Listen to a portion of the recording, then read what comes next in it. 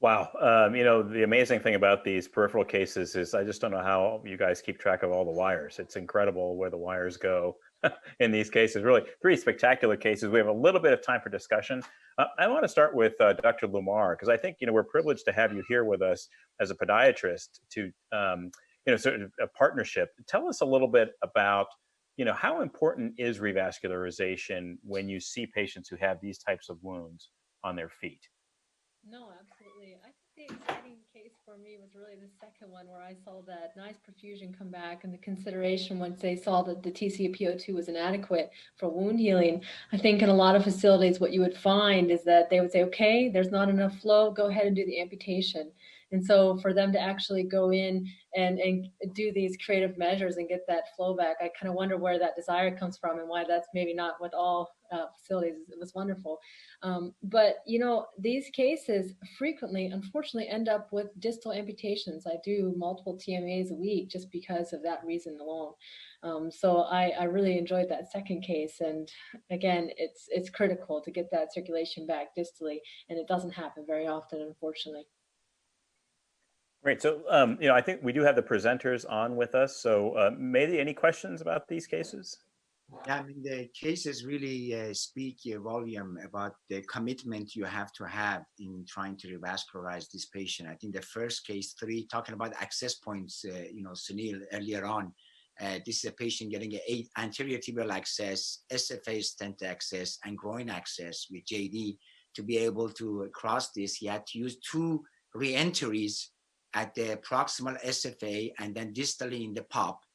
JD, I guess the one question I had from you, you didn't mention anything about DCB or drug elution. And if you're dealing with something that's chronically been occluded and is about 45, 50 centimeter, I know you did it for CLI, but you know that if that goes down, most likely the patient is going to have rest pain or at least severe claudication. Did you use DCB? You didn't say it. I just want to know, what was your strategy, or was this before the DCB era? No, this what we used a DCB at the top of the SFA leading into the stents. I didn't think there's an advantage to use it inside those Viabonds. So we just lasered and plain old balloon through there. And then we DCB'd the POP down into that AT. So we did DCB at the top and the bottom. Didn't add any stents to that case.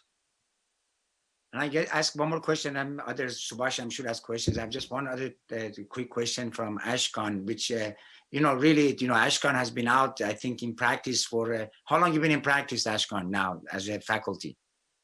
9 months. 9 months.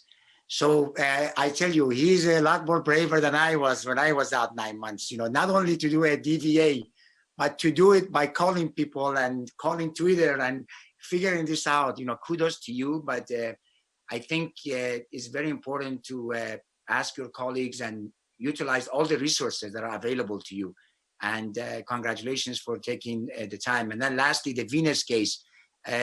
That's what honestly makes me proud, that we are not just interventionalists, and that, that you took it step by step until you found the diagnosis. You were lucky to work with Bruce Gray.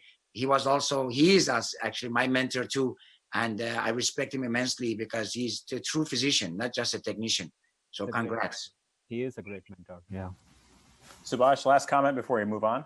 One question only for the, hopefully a teaching point, for the arteriovenous canalization. Could you tell me what was the length of the Viabond you use? Is it correct that you use a 5x200? It's a long Viabond?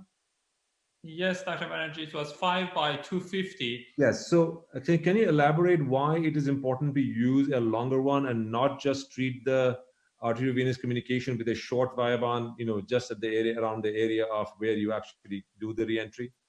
Yeah, so it's important to cover all these valves that are inside the posterior tibial vein. And I actually learned after this case that you actually the most important valve is actually the valve at the laciniate ligament.